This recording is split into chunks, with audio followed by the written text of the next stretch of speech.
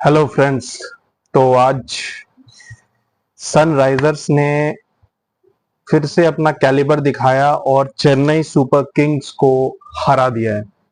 काफी comfortable victory रही क्योंकि चेन्नई सुपर किंग्स ने आई वुड से एक बिलो पार टोटल बनाया। हालांकि ये पिच मुझे लगा था कि सनराइजर्स के पिछले मैच में जिसमें 277 बने थे, मुझे लगा था कि शायद 200 would be the average score in Hyderabad now. मगर इस बार पिच थोड़ी डिफरेंट थी। स्लोअर बॉल्स को मारना मुश्किल था, जो कि बाद में हमने हैदराबाद की इनिंग्स में भी देखा कि हेनरिच क्लासन जो इतने बड़े हिटर हैं, he was struggling to hit the ball. उनकी इनिंग्स ज्यादा लंबी नहीं थी, लेकिन जो भी 12-15 बॉल उन्होंने खेला वो स्ट्रगल करते नजर आए। बाकी बैट्समैन भी नॉर्मल खेले, but eventually they cross the line. Now starting with Chennai super Kings, Ajinkya Rahane ने 30 बॉल्स पे 35 की इनिंग्स खेली। Now this is a criminal innings in case of when you are playing against a team like Sunrisers, क्योंकि वहां पे आपको 180 190 is the minimum you are looking for। और Chennai super Kings ended their 50 over their 20 overs rather with just 5 wickets down। तो ऐसा कुछ नहीं था कि विकेट्स काफी गिर गए थे। रहाणे ने लास्ट गेम में स्लो खेला था बिकॉज विकेट्स गिर गए थे, तो ही हैड एन एक्सक्यूज। मगर इस बार ऐसा कुछ भी नहीं था। रविंद्रा ने स्टार्टिंग में एक दो बाउंड्रीज मारी और उनके आउट होने के बाद गायकवाड़ और रहाणे थोड़ा स्ट्रगल करते नजर आए। जयदेव उनाडकट ने काफी अच्छी बॉलिंग की। 4 ओवर में सिर्फ 29 दिए। भुवनेश्वर कुमार ने इस आईपीएल का पहला विकेट लिया और उन्होंने भी अच्छी बॉलिंग की। 4 ओवर में 28 रन। पैट कमिंस ने भी। तो अगर आपके तीन बॉलर्स 4-4 ओवर फेंक के सिर्फ 28-29 रन दे, तो फिर मुश्किल हो जाता है कि बचे 8 ओवर में आप 10 रन के स्ट्राइक रेट से भी खेलोगे, तो यू कैनॉट गेट बियॉन्ड 160 165। वही हुआ। और सिर्फ शिवम दुबे, जो कि एक अमेजिंग फॉर्म में है, वो दिख रहा था कि वो एक इंटेंट के साथ खेल रहे हैं, वो तेज खेल रहे थे। वो ऐसा लग रहा था कि शायद वही है जो 200 के आसपास ले जा सकते हैं। 24 बॉल्स पे 45 बनाया उन्होंने, and I think he is a certainty for India T20 world cup squad this time. क्योंकि मुझे नहीं लगता कि उनके बिना टीम बन सकती है। इस वक्त जिस फॉर्म में है, वो युवराज सिंह की याद दिला रहे हैं। युवराज सिंह अपने पीक में कुछ इसी तरीके की हिटिंग करते थे और शिवम दुबे वही है। हालांकि ज्यादा अच्छा रहता है अगर Shivam Dube 1-2 over medium pace के भी डालते, क्योंकि उनकी बॉलिंग वेस्ट इंडीज के पिचेस पे बहुत यूजफुल हो सकती है। एक 115 120 की स्पीड से बॉलिंग करने वाला स्लो मीडियम बॉलर काफी यूजफुल हो सकता है। So let's see, I hope कि वो थोड़ी बॉलिंग भी करें। बट उनके अलावा कुछ खास इम्पैक्ट नहीं आया। रविंद्र जडेजा भी 23 बॉल 31 कोई खास फिनिशिंग कर नहीं पाए। 19th ओवर में एक छोटी सी कंट्रोवर्सी भी हुई जब भुवनेश्वर कुमार ने बॉल फेंका और उनकी पीठ पे लगा, तो एक ऑब्जेक्टिंग द फील्ड का ऑब्स्ट्रक्टिंग द फील्ड का अपील हुआ, but PAT Cummins withdrew that appeal. फिर मोहम्मद कैफ ने कमेंट करके पूछा कि अगर ये वर्ल्ड कप होता और वो विकेट विराट कोहली या किसी ऐसे हिटर का होता, तो क्या वो विड्रॉ करते, या ये स्ट्रेटेजिकली धोनी को रोकने के लिए था। But what ever, the captain has a choice. तो पैट कमिंस ने अगर स्ट्रेटेजिकली भी इसे किया है, तो इसे गलत नहीं माना जा सकता। It is within his rights to withdraw any appeal और क्लेम एनी अपील। तो आप इस चीज के ऊपर उंगली नहीं उठा सकते। अगर ये स्ट्रेटेजी है तो you should rather praise him, कि जानते हुए कि may be the next batsman has done well.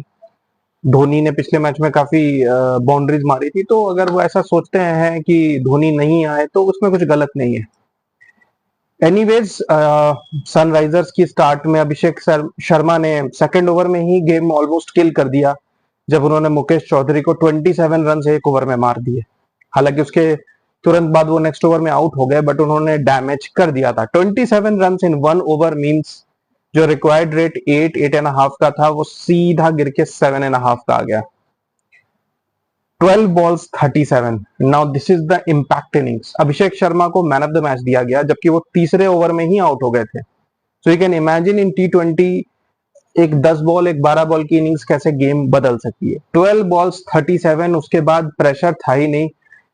Good thing for Sunrisers was that Markram ने भी एक हाफ सेंचुरी किया। एडन मार्करम इस टूर्नामेंट में अभी तक कोई खास इम्पैक्ट नहीं डाल पाए थे, बट एक 50 बना के 36 balls 50 on a kind of a tricky surface, जो शायद वो 250 प्लस ट्रैक नहीं थी, but may be 180 190 type of track थी। वहां पे एक अच्छी हाफ सेंचुरी बनाई, लेकिन फिर वो मोइन अली के बॉल पे रिवर्स स्वीप करते हुए आउट हो गए।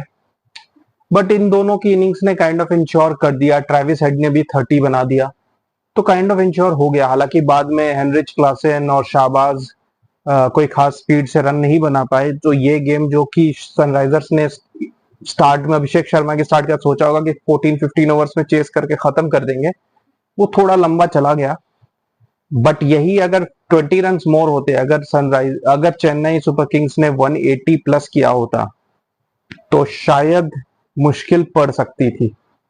और वहीं पर अजिंक्य रहाणे और ऋतुराज गायकवाड़ की जो पार्टनरशिप थी, और जो दोनों ने 120 की स्ट्राइक रेट से स्टार्टिंग में बैटिंग की, knowing that they have so many wickets remaining, this can hurt teams. So players who play 30 balls, it is their responsibility then to carry on and accelerate after that. If you have consumed balls to get set, you cannot get out after playing 30 odd balls for a strike rate of 120. I personally feel that made the difference. वो एक बहुत बड़ा difference था 15-20 run का, जो and में impact किया।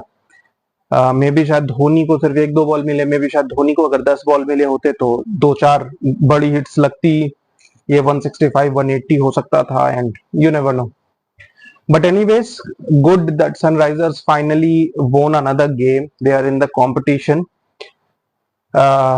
आज एक बड़ा गेम है आरसीबी के लिए स्पेशली, क्योंकि वो इस टूर्नामेंट की one of the favourites right now, जो एक ऐसी टीम जो भी अच्छे मोमेंटम में चल रही है।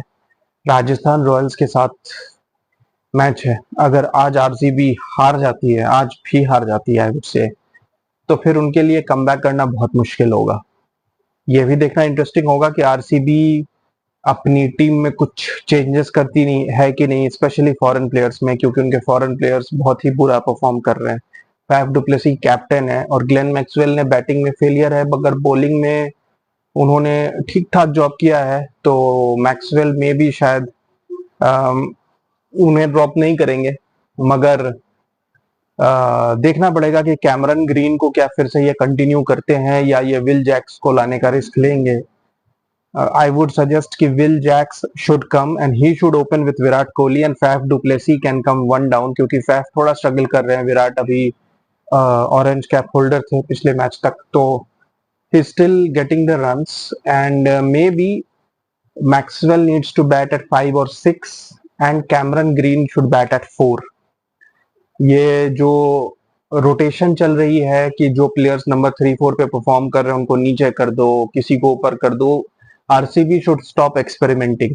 और हर बार दिनेश कार्तिक लास्ट में आके जादू नहीं कर सकते कि 3 ओवर में 50 बना दें और 4 ओवर में 60 चेज कर लें। That will happen once in a while, but the top order, the front-loaded RCB team has to take that responsibility, and all the foreign players and all the top batsmen cannot come and bat at from 1 to 4 and then leave everything for with Dinesh Karthik. Maybe Maxwell has to bat at 6 now or 5 to ensure that there is coverage at the end for the last 7-8 overs. Maybe वहां पर वो अपने role को समझ के perform भी करेंगे। उन्हें 8th 9th ओवर में स्ट्राइक रोटेट करके खेलने में शायद अभी फिलहाल डिफिकल्टी हो रही है। So give him a clear mind that he needs to go and attack. But anyways, guys, I'm making another interesting video right now, which is about the captaincy war going on in Pakistan, and also I will try to take references from what happened behind and how जैसे कहते हैं ना culture set होता है जो continued है, तो उसके बारे में बात करते हैं अगले वीडियो में। Thank you guys.